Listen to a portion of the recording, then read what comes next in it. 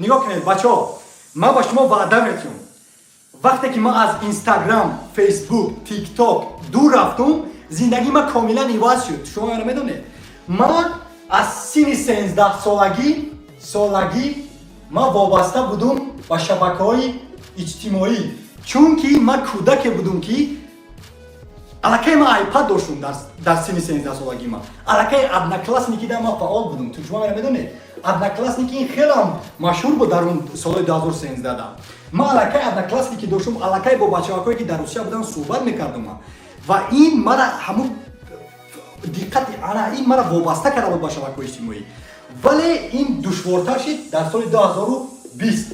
سال 2020 خیلی دشوار شد چون که کووید 19 اومد و ما را در خانه شینوند و بسیاری وقتی ما با همین شبکه‌های اجتماعی را با همین اینستاگرام و تیک تاک را خب و انا حاضر سبب که من امروز اینقدر درس‌ها را آموختم و امروز ما به هر یک بچه‌ها به هر یک دوستان آنلاین میگم که دوستان مهربان از شبکه‌های اجتماعی دور روید، از اینستاگرام دور رو، از فیسبوک دور رو، از تلگرام دور رو، از این شبکه‌ها چون که اینها دقت شما را پریشان میکنن.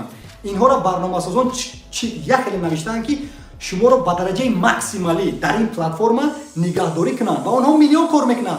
همون بلاگرها میلیون کار میکنن، ویدیو سازان مبلغ کار میکنن از دقت شما، از توجه شما.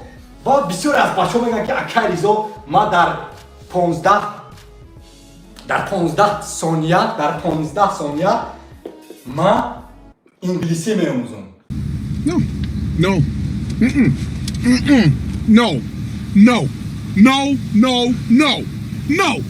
Hell no. I refuse.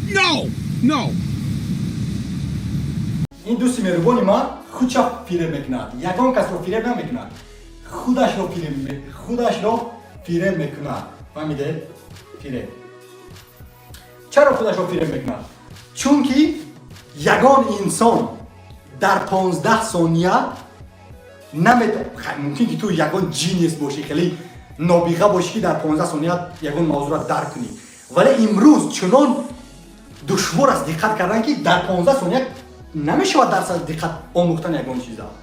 دروغ است، این فانتاستیک است، بهانه است این رفتن در اینستاگرام برای 15 ثانیه من انگلیسی می‌آموزم. برادر من از سن 16 سالگیم این حاضر 23 ساله هستم تا به امروز انگلیسی من به درجه فانتاستیکی تا حال من نمیگم که است، در حالی که من انگلیسی را خیلی زیبا میدونم، در حالی که من قریب طول 5 سال اخیر من کار میکنم با این زبان. این زبان مرا نون میدهد در شرکتایی که من کار کرده هستم، ولی برای من لازم بود 10 سال تا که این زبان آموزم. و تو چی فکر میکنی 15 ثانیه که با اینستاگرام میروی برای هر روزه تو انگلیسی میآموزی؟ نه، این دروغ است، این فریب است، این کار نکن. خود یاد اینستاگرام را نابود ساز.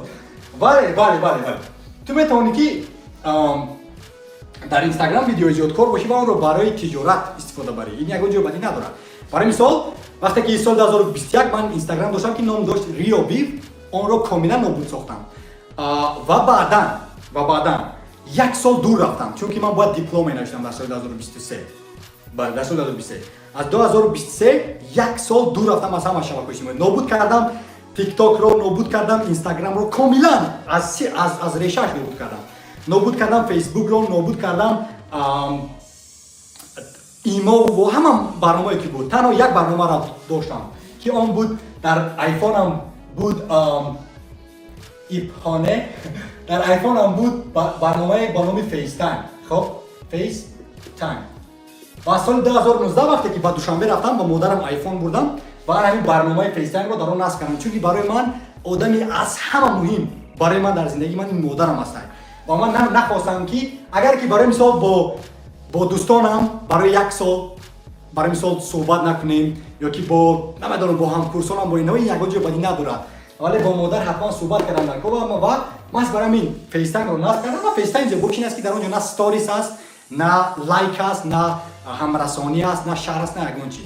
تنها میگیری با مادرت روی رو زنگ میزنی و صحبت ویدیویی میکنی و این کار بود که من کردم و خواهش میکنم شما هم میکنید آدمایی که در حقیقت که نزدیکن در حیاتون یک راه رو یابید که با اونها با طریق برنامه‌های صحبت کنید که دیگر آدم‌ها شما را خلأدار نکنن و این کارو من کردم و در این طول یک سال زندگی من عوض شد. چی خیلی عوض شد؟ вақте ки ман аз шабакаҳои иҷтимоӣ дур рафтам, вақти зиёд доштам. Вақте ки вақти зиёд доштам, тавонистам ки дипломро нависам. Дипломро навиштам, ҳимоя кардам, барномаи мобилӣ навиштам барои донишгоҳ, ки дар он ҷо мардум чат доштан ва суҳбат мекарданд. Хоб омӯхтам, як ширкати дигарро дар тобистон баъди хатми донишгоҳ ба 2 ширкат кор кардам. ҳар моҳ қариб ман 16 соат ҳар рӯз қариб 16 соат ман кор мекардам.